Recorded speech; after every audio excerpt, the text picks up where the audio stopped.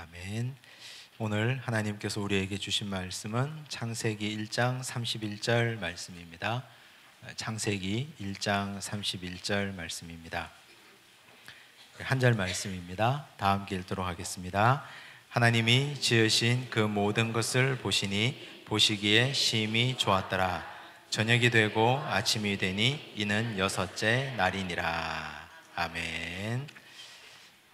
오늘 이제 9월 첫 번째 주 수요일을 시작하면서 드디어 저희도 이제 2학기 성경 공부를 시작하게 됐습니다. 이번 2학기 성경 공부 주제는 교리 공부입니다. 교리라고 하면 이걸 과연 내가 완주할 수 있을까? 끝까지 잘할 수 있을까?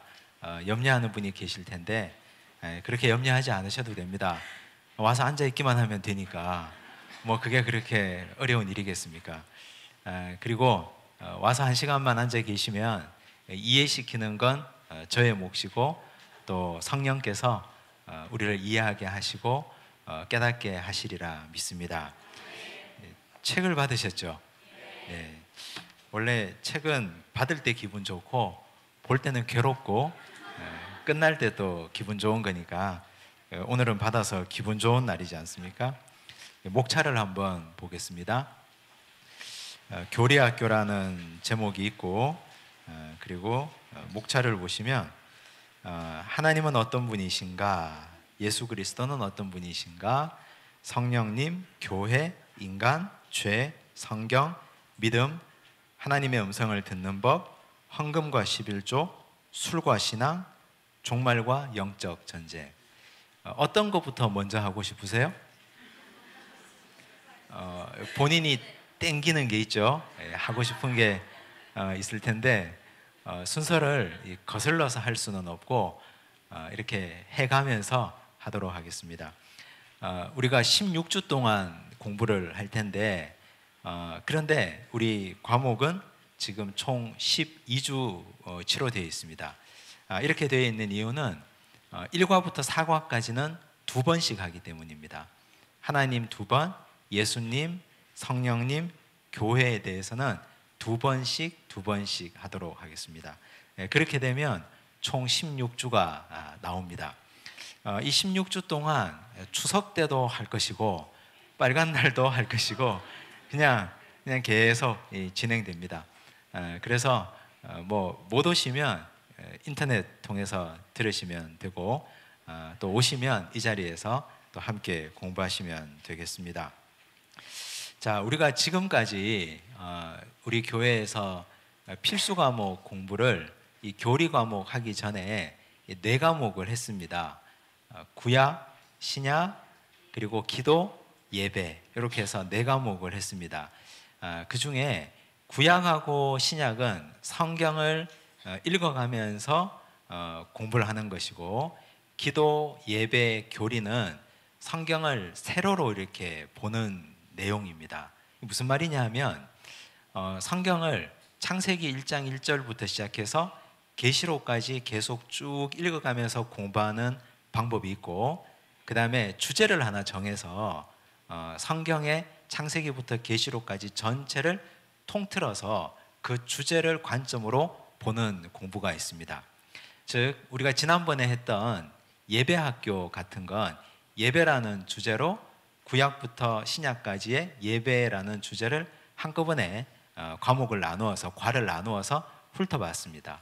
기도학교도 마찬가지고 교리도 역시 그렇습니다. 교리라고 하는 것은 인간이 만든 것이 아니고 성경을 통해서 하나님은 이런 분이시구나. 창세기부터 계시록까지를 살펴보니까 하나님의 성품은 이렇고 하나님의 역사는 이렇고 하나님의 계획은 이렇구나. 이걸 우리가 성경 전체를 통해서 이렇게 추려낸 겁니다. 그래서 뼈를 발려내고 알맹이만, 살만 발려낸 주제별 공부입니다. 그렇게 이해를 하시면 우리가 성경을 창세기부터 계시록까지 읽어가든 아니면 이렇게 주제별로 공부를 하든 어차피 텍스트는 성경입니다. 성경이 가장 중요합니다. 성경 없이 인간의 생각대로 공부를 할 수는 없고 교회에서 하는 모든 성경 공부는 말 그대로 성경 공부입니다. 그래서 우리가 이렇게도 공부하고 이렇게도 공부하고 씨줄과 날줄이 서로 엮여야 옷이 짜지는 것처럼 우리가 성경을 공부할 때도 창세기부터 계시록까지 읽어가면서도 공부하고 그리고 주제도 함께 배워가고 공부할 때 그때 성경이 입체적으로 보이는 겁니다. 그걸 이해하시고 공부하도록 하겠습니다. 숙제도 있습니다. 숙제는 뭐 적어오라, 내라 이런 게 아니고 혼자 하는 겁니다. 혼자 묵상도 하고 생각도 하고 답도 달아보고 중간중간에 제가 숙제도 공부하면서 드리도록 하겠습니다. 먼저 오늘은 하나님은 어떤 분이신가에 대해서 공부를 하겠습니다. 들어가며 원래 이 들어가며 도입이 중요하지 않습니까? 제가 한번 읽어보겠습니다. 기독교 신앙에서 하나님은 모든 것의 근원이 되시는 분입니다. 하나님 없이는 어떤 것도 논의할 수 없으며 하나님으로부터 만물이 시작되고 하나님으로 인하여 존재가 시작되었습니다. 세상도 우리 자신도 하나님을 존재의 근원으로 하고 있음은 부인할 수 없는 사실입니다. 그러므로 신앙생활은 하나님을 알아가는 여정이라고 해도 과언이 아닐 것입니다. 하나님을 알아가면서 우리 신앙이 성장하고 하나님을 경험하면서 믿음이 깊어집니다. 교리학교 첫 번째 시간을 하나님으로 시작하는 것은 하나님을 아는 지식이 모든 신앙 지식의 기초이기 때문입니다. 이제 우리가 놓치지 말아야 할 기본적인 하나님 지식을 배우겠습니다. 교리학교 공부할 때는요, 큰 제목, 작은 제목이 무척 중요합니다. 왜 그런가? 이건 우리가 공부를 하면서 설명을 하겠습니다. 넘겨가면서 한번 보십시다. 하나님은 어떤 분이신가? 첫째, 큰 2번 제목이 뭡니까? 창조주 하나님. 페이지를 넘기면 큰 3번, 전능, 전지하신 하나님. 4번, 인도하시는 하나님. 5번, 기다리시는 하나님. 6번, 심판하시는 하나님. 7번, 회복시키시는 하나님. 8번, 사랑의 하나님. 자, 이게 뭔가 연결이 되는 것 같지 않습니까? 창조하시고 그 창조하신 하나님은 전능하시고 모든 걸 알고 계시는 전지하신 하나님이시고 그 하나님이 우리 인생을 인도하시고 이끌어 가시고 그리고 인도하며 이끌어가며 인간이 더디 따라오니까 기다리시고 참아주시고 인내하기도 하시고 그러다가 그 인내가 하나님의 임계점에 도달하면 심판하시는 하나님이시고 심판으로 끝내는 하나님이 아니고 그 하나님은 반드시 회복시키시는 하나님이시고 그 회복시키시는 하나님 전체를 통틀어 볼 때 우리 하나님은 사랑의 하나님이시다. 공부 끝. 네, 오늘 공부 다음 주 끝까지 끝난 겁니다. 그래서 이 공부를 복습하실 때 제목을 하나의 문장으로 만들어서 외우시면 됩니다. 그리고 하나님은 이런 하나님이야 라고 사람들에게 설명하시면 됩니다. 내가 경험한 하나님에 대해서는 신앙생활에 연륜이 오래 쌓이다 보면 우리는 설명도 할 수 있고 이야기도 하고 간증을 할 수 있는데 그런데 성경이 말하는 하나님에 대해서는 논리적으로 성경적으로 설명하기가 쉽지 않습니다. 그런데 이렇게 이 제목만 잘 알고 제목만 이해해도 우리는 하나님에 대해서 굉장히 많이 아는 것, 많이 아는 사람이 될 수 있습니다. 그래서 큰 제목을 한번 이렇게 쭉 훑어서 머릿속에 집어넣고 그 다음에 큰 제목 아래에 있는 작은 제목들을 보도록 하겠습니다. 창조주 하나님부터 보겠습니다. 자, 창조주 하나님의 작은 제목을 봅시다. 1번이 어떻게 됩니까? 세상을 창조하시다. 그렇죠. 두 번째는요, 사람을 창조하시다. 자, 세상만 창조하고 사람을 창조하지 않으면 오늘 나는 존재할 수 없잖아요.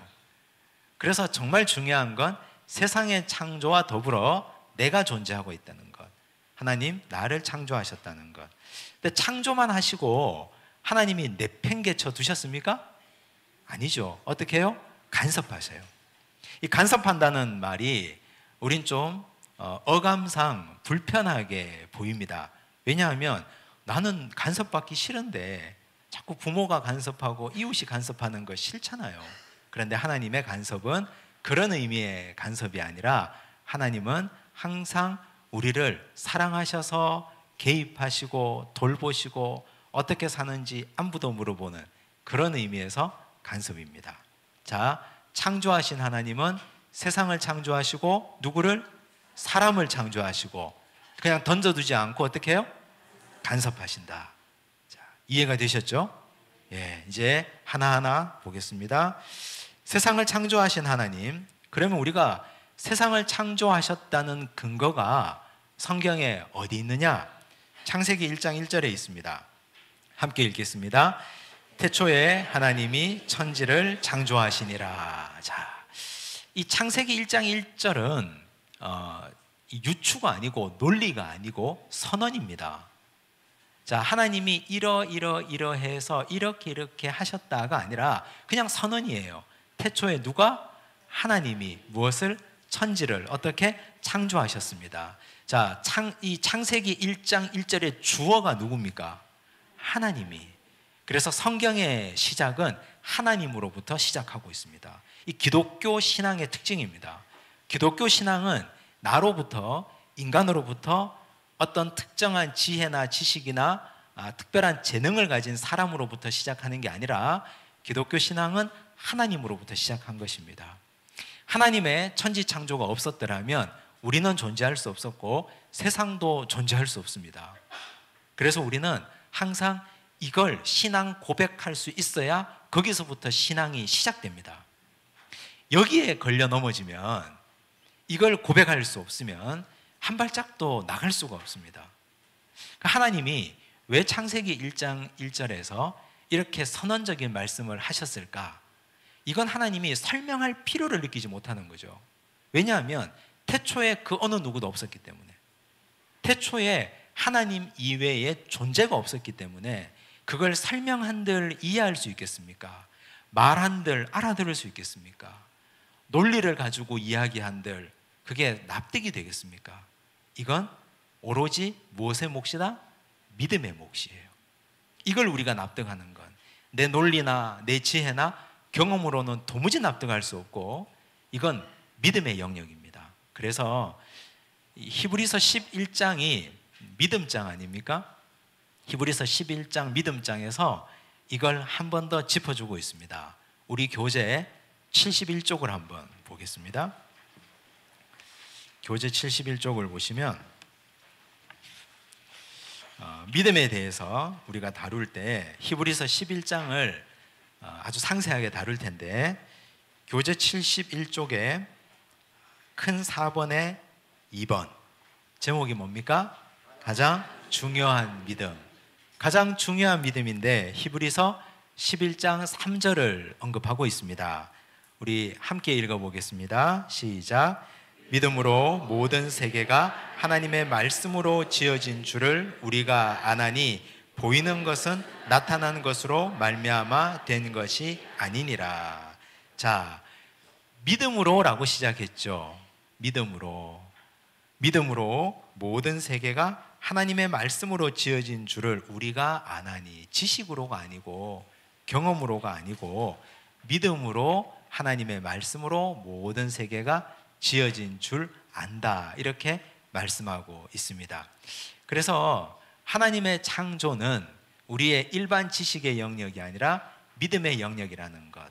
그래서 우리의 믿음으로 성경은 믿음을 처음부터 요구하고 있다는 것. 성경을 읽으면서 이해가 되고 읽으면서 받아들여지고 깨달아지는 건 이미 우리에게 믿음이 생겼다는 겁니다. 그래서 우리가 너무 자신의 믿음을 자학하지 마시기 바랍니다. 사람들 주로 그런 얘기 많이 하시는데요. 나는 믿음이 없습니다. 믿음이 부족합니다. 믿음이 잘하질 않습니다. 그런 말씀 하시는데, 그런데 성경을 읽으면서 믿어지고 깨달아지고 또 성경이 재밌고 알고 싶고 이러면 이미 우리는 믿음이 성장하고 믿음이 있는 사람들입니다. 그 믿음이 없으면 성경 창세기 1장 1절도 넘어가지 못한다니까요. 자, 그 다음 다시 돌아와서, 자, 하나님이 세상을 어떻게 창조하셨느냐?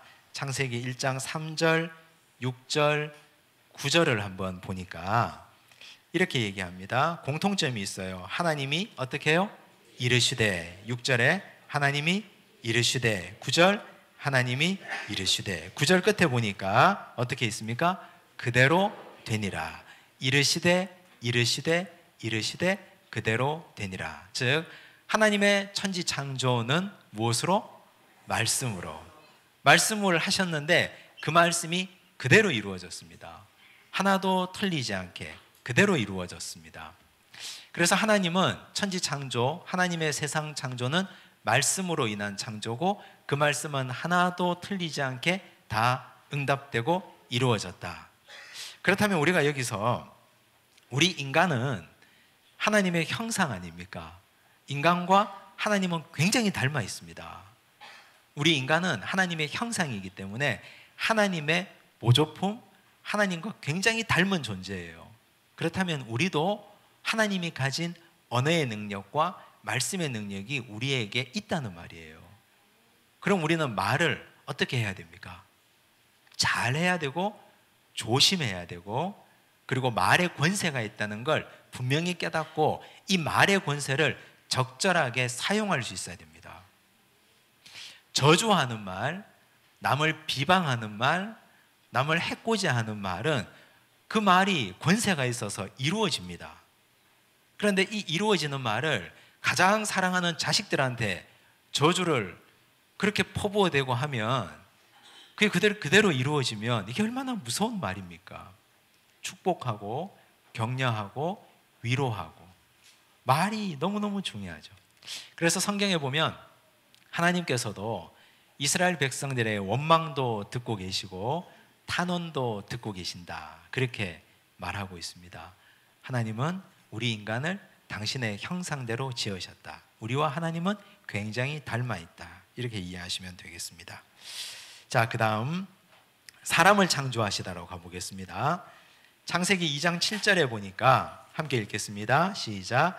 여호와 하나님이 땅의 흙으로 사람을 지으시고 생기를 그 코에 불어넣으시니 사람이 생명이 되니라.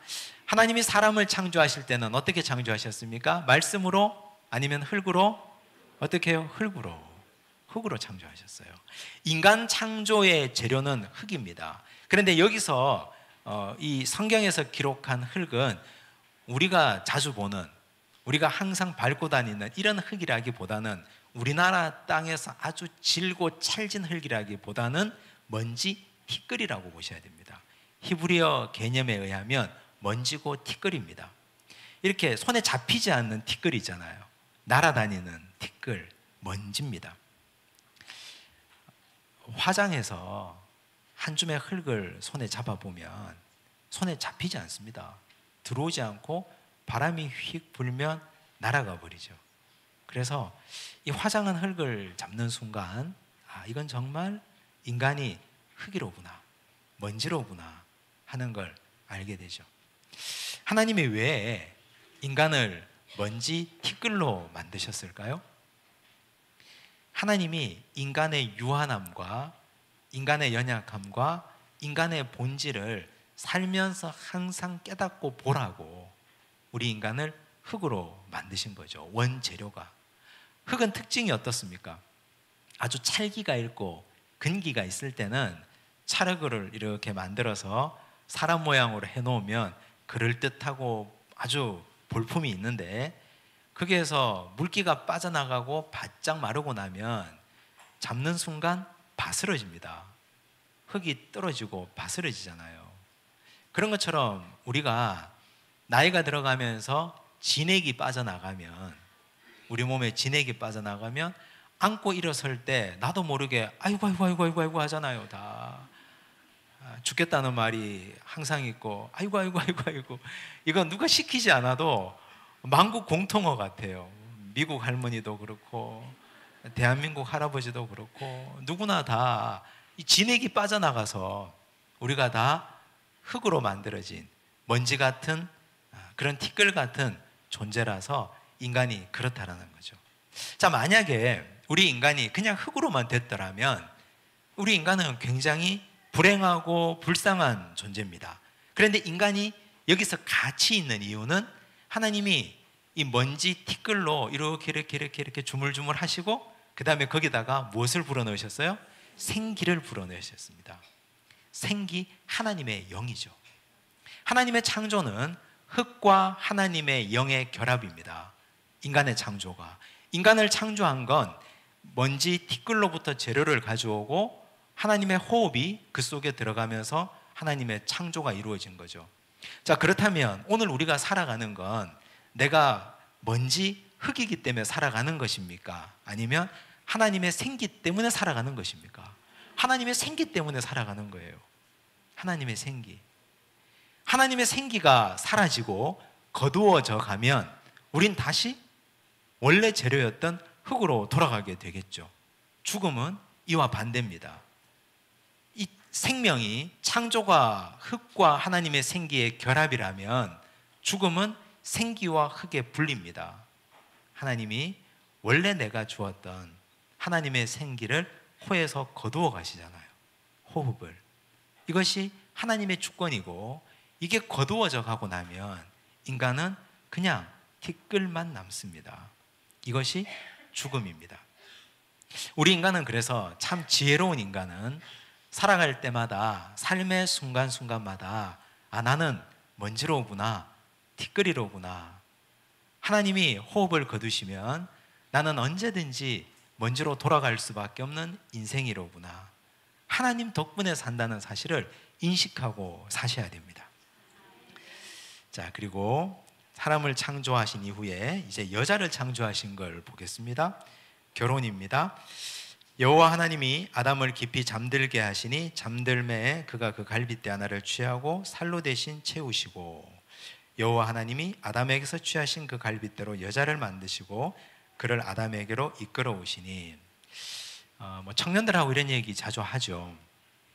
남자를 하나님이 왜 깊이 잠들게 하셨을까? 깨 있으면 하나님의 혼인에 방해를 놓기 때문에 지 마음대로 이 여자 이렇게 만들어주세요, 이 여자 날씬하게 해주세요, 코는 이렇게 세워주세요 이러니까 그냥 눈 감고 입 닫고 빨리 자라고 잠들어 있으면 푹 자고 나면 내가 완벽한 너의 아내를 만들어주마.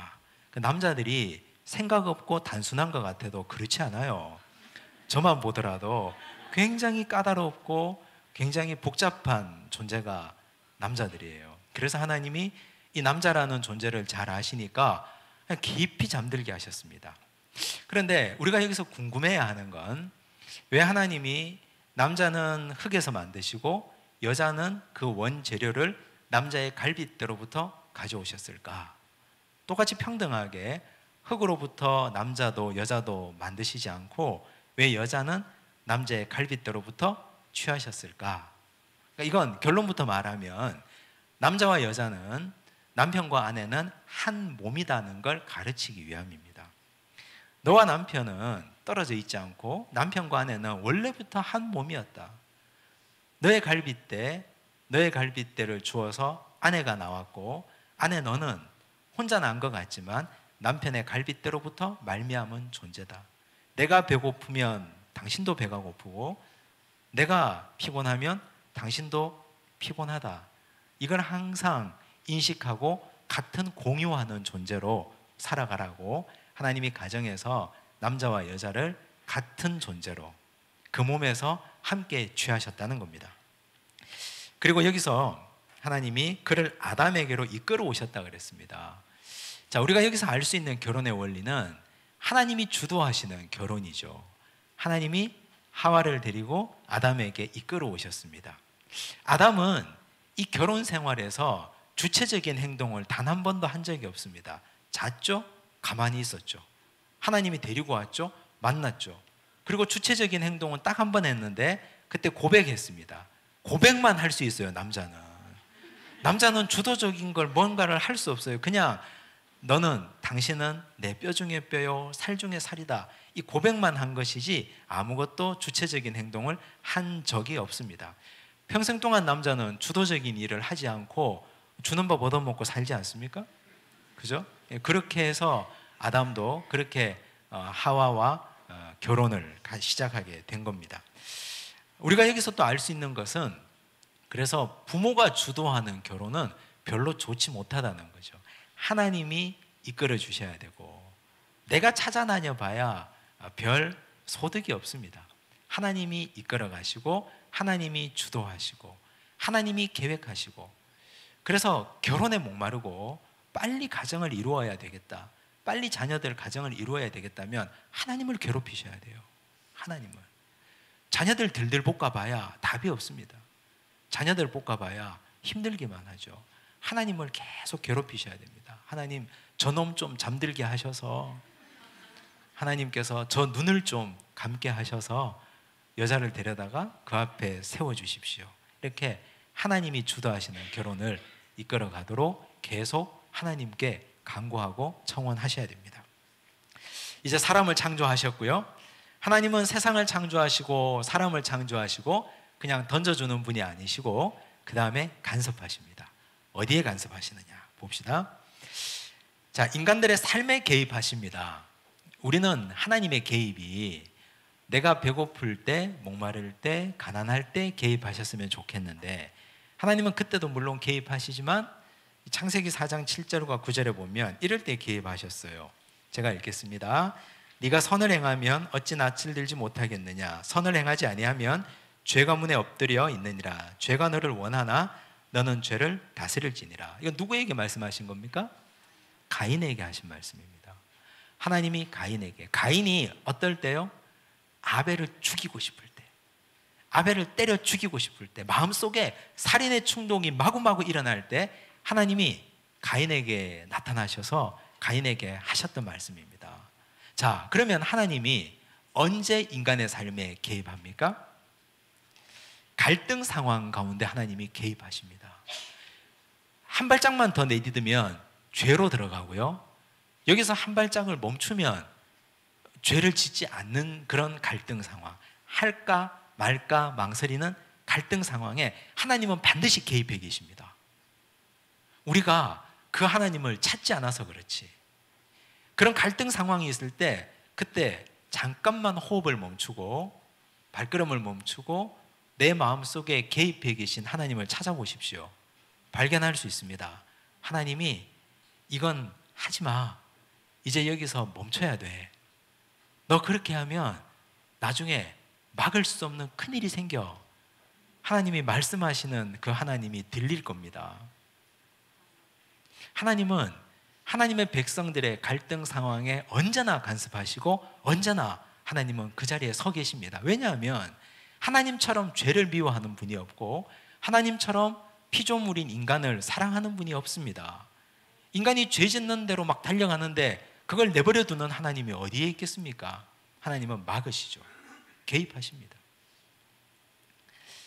그리고 또 어디까지 개입하시느냐? 9절도 보겠습니다. 여호와께서 가인에게 이르시되 내 아우 아벨이 어디 있느냐? 이건 언제 하신 말씀입니까? 아벨을 죽이고 난 이후에. 아벨을 때려 죽였어요, 가인이.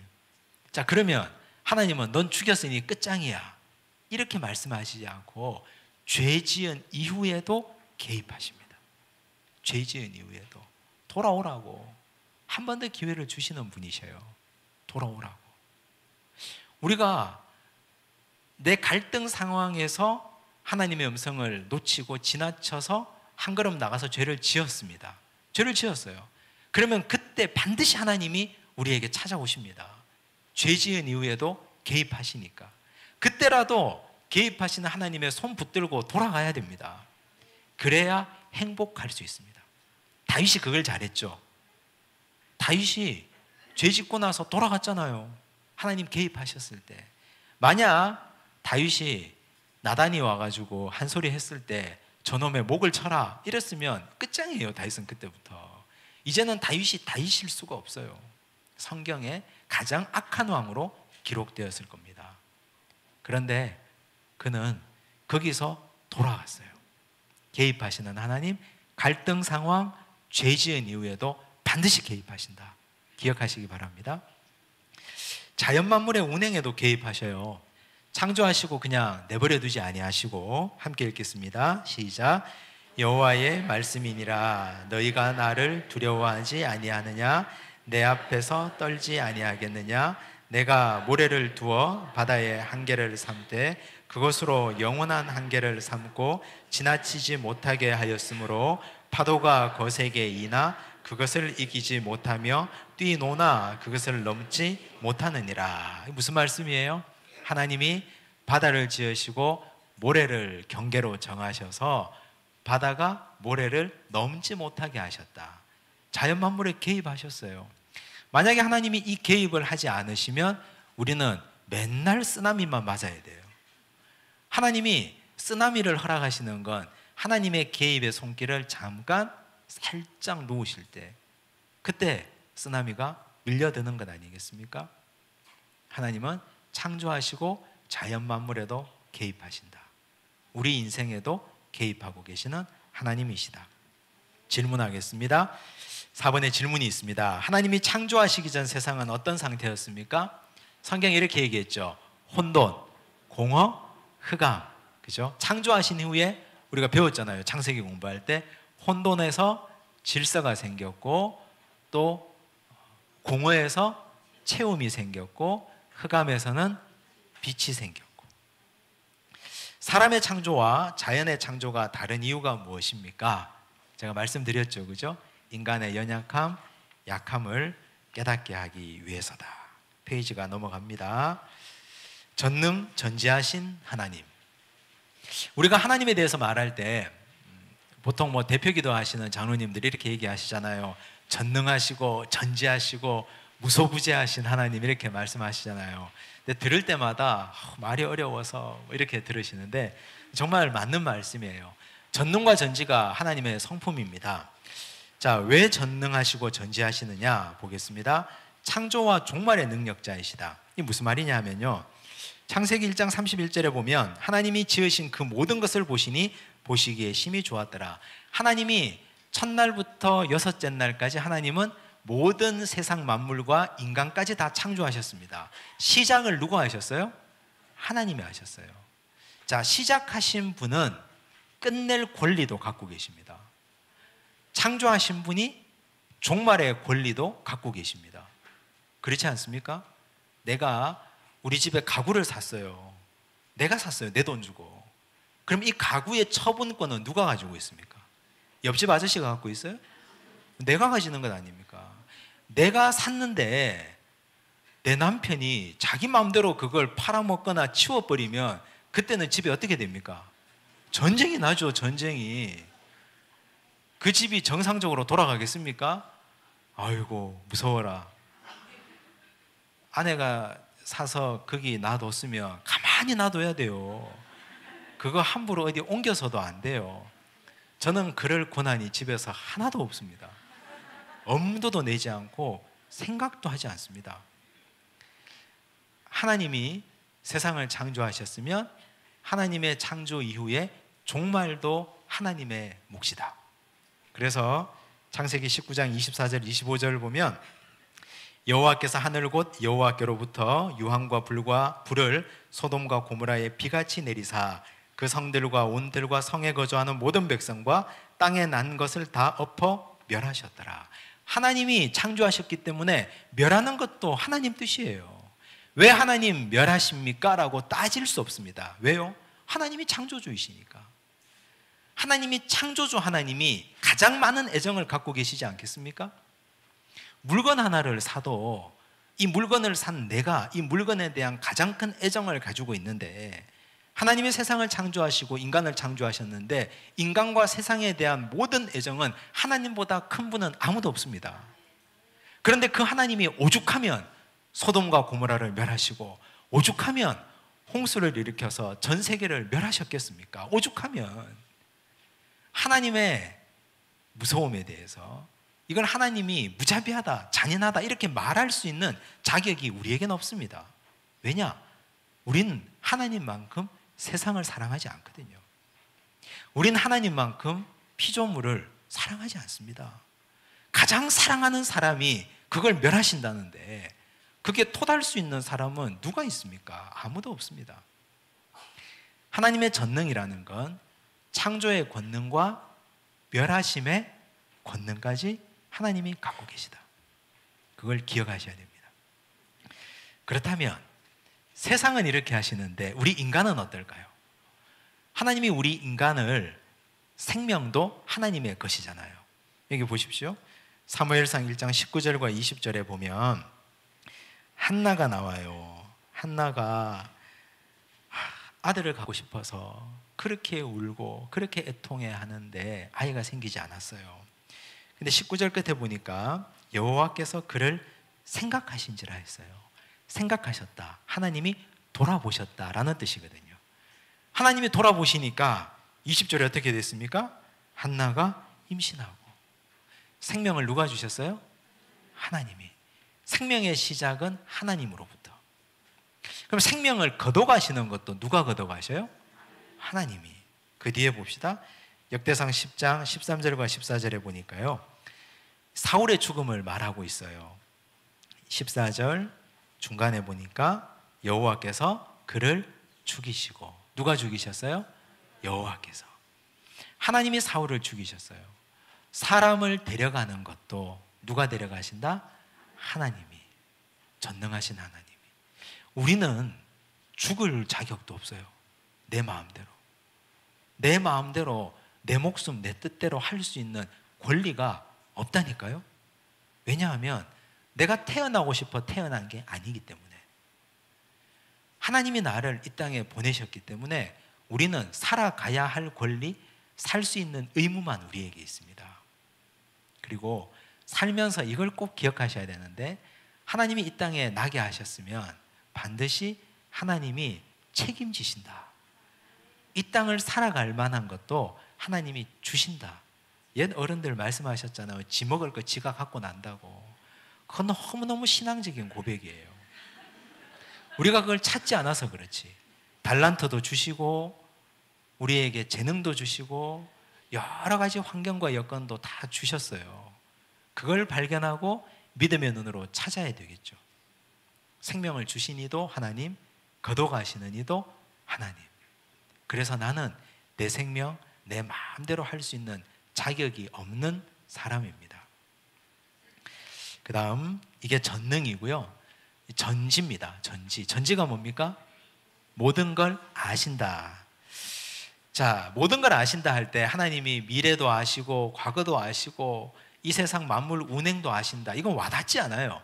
근데 모든 것 중에 가장 궁금한 게 뭐예요? 사람의 마음이죠.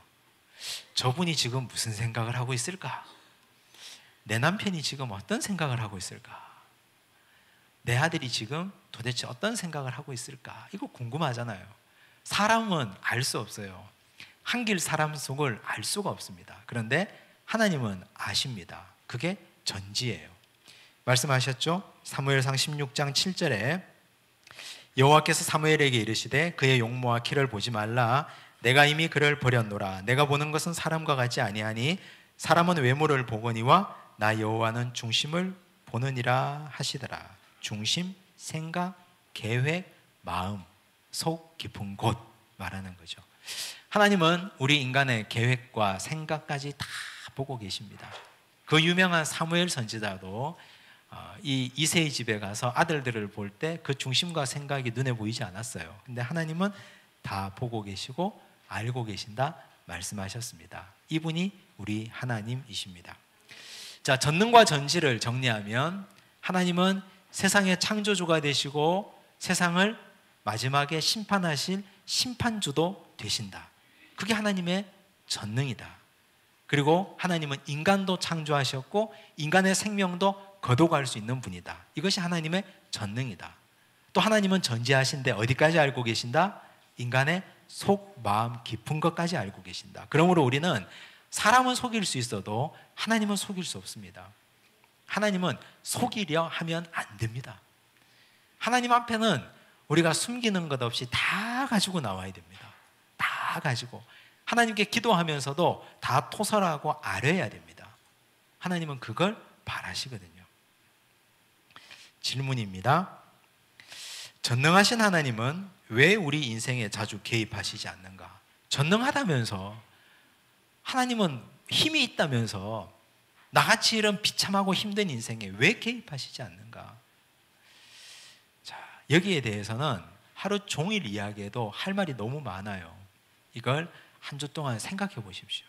묵상해 보시고, 또 하나님은 나의 미래까지도 다 알고 계시는가?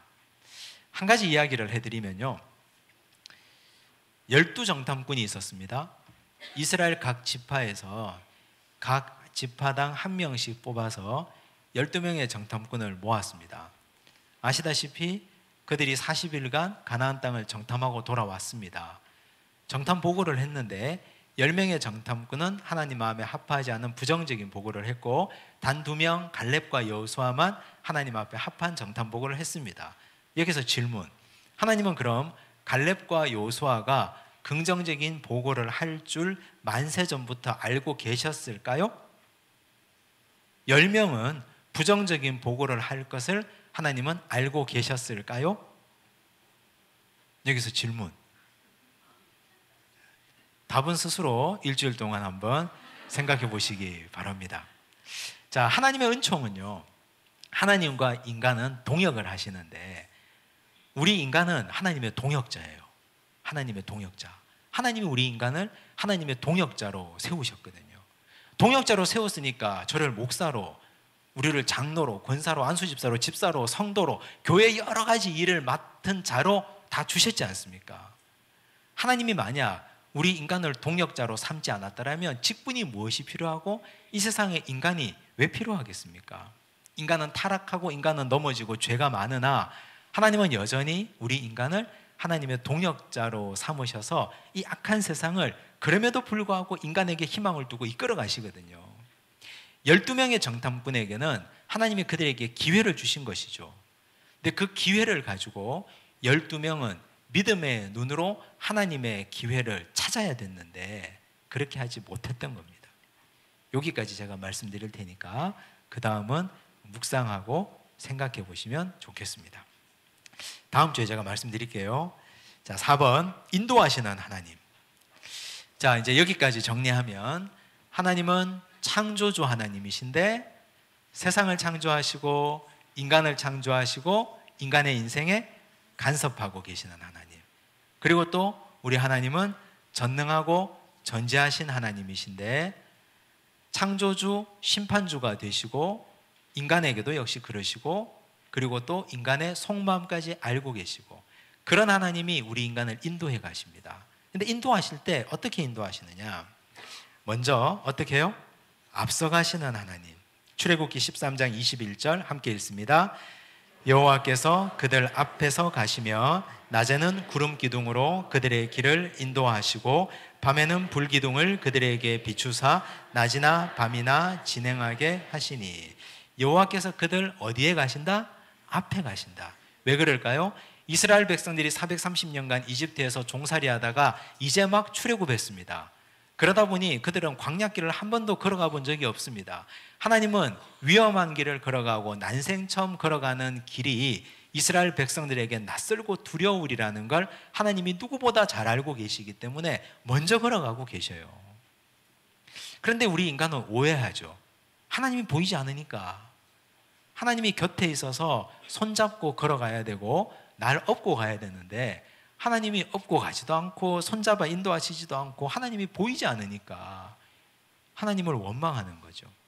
앞서가시는 하나님, 우리가 뒤따라가려면 어떻게 해야 됩니까? 하나님의 말씀을 따라가야 돼요. 그래서 하나님은 인도하실 때 성미가 급하셔서, 하나님 성격이 굉장히 급하거든요. 우리보다 몇 배는 더 급하셔요. 그래서 하나님이 뒤에 계시지도 못하고 옆에 계시지도 못하고 앞장서서 인도하고 계신다. 위험한 일을 만날 때, 한 번도 해보지 않은 일을 겪을 때 두려워하지 마십시오. 왜냐하면 하나님이 어려운 일일수록, 난이도가 높은 일일수록 하나님이 앞서가고 계십니다. 앞서가시면서 하나님은 거리가 있으니까 예수님이 양들을 인도할 때 어떻게 하신다고요? 내 양은 내 음성을 안다 그랬어요. 말씀하십니다. 계속 큰 소리로 말씀하셔요. 그 말씀을 듣고 우린 따라가면 됩니다. 근데 그 말씀을 듣고 안 따라가면 광야에서 길을 잃는 거죠. 별 수 있습니까? 그래서 이스라엘 백성들이 안 따라가다가 40년 동안 헤맨 것 아닙니까? 40년 동안 이스라엘 백성들 앞서서 인도하시는 하나님. 두 번째, 하나님이 인도하시는데 때로는 이렇게도 인도하셔요. 지름길로 인도하시면 얼마나 좋겠습니까? 근데 성경에 보면 하나님은 지름길은 한 번도 간 적이 없어요. 한번 보셔요. 창세기부터 계시록까지 하나님이 어떤 사람을 인도하실 때 지름길로 인도하셨는가. 예수님도 좁은 길을 말씀하셨고요. 하나님도 이렇게 돌아가게 하십니다. 출애굽기 13장 17절 18절에 보면 바로가 백성을 보낸 후에 블레셋 사람의 땅의 길은 가까울지라도, 가까우면 가면 되잖아요. 그런데 하나님이 그들을 그 길로 인도하지 아니하셨으니, 가까운데 인도하지 않았어요. 왜요? 블레셋 사람들이 호전적이니까 가다가 전쟁을 만나면 빨리 이집트로 돌아갈 수 있기 때문에. 그래서 하나님이 홍해를 건너게 하셨습니다. 영원히 못 돌아오게 하려고. 한 번 건너간 바다, 건너갈 때는 바닷길이 열리는데 돌아오려고 다시 막대기 앞만 때려봐야 안 열려요. 나 돌아갈래 하고 아무리 외쳐봐야 안 열린다니까요. 그래서 그냥 기왕 들어선 길, 광야길 빨리 통과해서 가나안 빨리 가는 게 나아요. 빨리 하나님 백성 되는 게 나아요. 18절, 그러므로 하나님이 홍해의 광야길로 돌려 백성을 인도하심에 이스라엘 자손이 애굽 땅에서 대회를 지어 나왔습니다. 자, 홍해를 건너게 되면 길은 돌아갔지만 우리가 생각하지도 않았던 하나님의 기적을 봤습니다. 바다가 열리는 걸 봤잖아요. 생각지도 않았던. 우리가 때로는 둘러가는 길이라 화도 나고 짜증도 나고 하나님께 원망도 하지만 그 둘러가는 길을 가다가 보면 놀라운 기적을 경험하게 돼요. 우리 인생에 야, 이런 것도 있구나, 이런 기적이 있구나, 이런 역사가 있구나. 그러면서 우리는 하나님을 더 깊이 알아가고 친밀해집니다. 하나님은 그런 것 때문에 둘러 깨닫게 하시려고 인도하시는 것이죠. 이게 출애굽 1년 차거든요. 출애굽해서 바로 하나님이 홍해를 건너가게 하셨는데 출애굽해서 40년째 되던 해가 민수기 21장에 나옵니다. 그때도 하나님이 이렇게 하셨어요. 백성이 호르산에서 출발하여 홍해길을 따라 에돔 땅을 우회하려 하였다가 길로 말미암아 백성의 마음이 상하니라. 하나님이 이스라엘 백성들이 원하는 길로 인도하지를 않아요. 그래서 백성들이 마음이 상해요. 우리가 내가 바라는 길이 있죠. 뻔한 길이니까 이 길로 가면 빠르다, 이 길로 가면 즉각이다 하는 길이 있는데 그 길로 하나님 인도하시지 않을 때 위로받는 것은 내가 하나님 백성이 맞구나. 돌려서 인도하시는 걸 보니까 하나님 백성이 맞긴 맞구나. 너무 빨리 인도하시면 그때는 덜컥 겁을 내야 돼요. 혹시 내가 하나님 백성이 아닌가? 겁을 내야 돼요. 그리고 그때는 잠깐 그 자리에 머물러 생각해야 됩니다. 하나님께 여쭈어 봐야 돼요. 정말 이 길로 가는 게 맞습니까? 혹시 이 길이 바닷길 아닙니까? 가다가 블레셋 만나는 거 아닙니까? 물어봐야 돼요. 3번입니다. 페이지를 넘기시면 인도하시는 하나님은 책임지셔서 반드시 이루십니다. 하나님은 이끌어내셨는데 자신 없으면 이끌어내시지를 않으셔요. 여호수아 1장 1절과 2절에 보면요, 2절 보십시오. 모세가 죽고 나서 하나님이 여호수아에게 하신 말씀이에요. 내 종 모세가 죽었으니 이제 너는 이 모든 백성과 더불어 일어나 이 요단을 건너 내가 그들 곧 이스라엘 자손에게 주는 그 땅으로 가라 그랬어요. 이때만 해도 여호수아가 암담했겠죠. 내가 이 많은 백성을 이끌고 어떻게 가나안을 다 정복하겠습니까? 요단강도 건너기 전인데요. 두렵죠. 모세가 죽었고 물어볼 데도 없고. 하나님이 그런데 이루셨어요. 11장 23절에 보니까 이와 같이 여호수아가 여호와께서 모세에게 말씀하신 대로 그 온 땅을 점령하여 이스라엘 지파의 구분에 따라 기업으로 주매 그 땅의 전쟁이 그쳤더라. 이루셨어요. 이루셨다니까요. 인도하시는 하나님, 길을 둘러가게 하셔도 반드시 어떻게 이루신다. 이거 기억하시기 바랍니다. 질문입니다. 돌아가게 하시는 하나님을 언제까지 신뢰할 수 있습니까? 한 5번 돌아가게 하다 보면 때려치우십시오, 이제 이렇게 할 건지, 언제까지 신뢰하십니까, 여러분들은? 될 때까지요? 대단하십니다. 자, 한번 진지하게 이 문제를 가지고 기도해 보십시오. 하나님의 약속은 이 땅에서 우리 인생에 이루어지지 않을 수도 있습니까? 않을 수도 있다는 전제를 가지셔야 됩니다. 우리 인생은 이 땅에서의 100년 남짓한 짧은 인생으로 끝나지 않습니다. 우리는 이 땅에서의 삶이 찰나로 지나고 나면 천국에서 영원한 삶이 새롭게 펼쳐집니다. 그래서 죽음을 가리켜 이렇게 말하죠. 삶 이후의 삶이라고 표현합니다. 삶 이후의 삶. 앞의 삶은 순간적인 삶이고 뒤의 삶은 영원한 삶입니다. 그래서 이 땅에서 내 소원이 이 땅에 사는 동안 이루어지지 않을 수 있습니다. 그러나 그건 하나님이 우리를 버리셨기 때문이 아닙니다. 우리는 천국 가서 우리가 바라는 것, 원했던 것보다 훨씬 더 위대하고 놀라운 하나님을 경험하고 만나게 될 것입니다. 오늘 여기까지 하겠습니다. 집에 가서 교리 공부하는 방법 아시겠죠? 큰 제목을 먼저 읽어보고 이걸 머리에 넣고 그리고 작은 제목을 읽어서 다시 이걸 엮어가며 공부하시고 질문에 대해서 깊이 있게 생각해 보시면 되겠습니다. 다음 주는 하나님 두 번째 시간을 하도록 하겠습니다.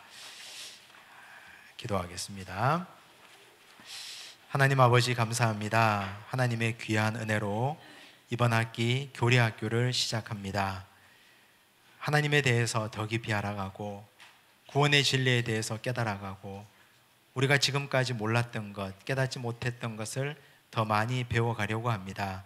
주의 백성들에게 능력도 주시고 지혜도 주시고 깨닫게 하는 통찰력도 허락하여 주시옵소서.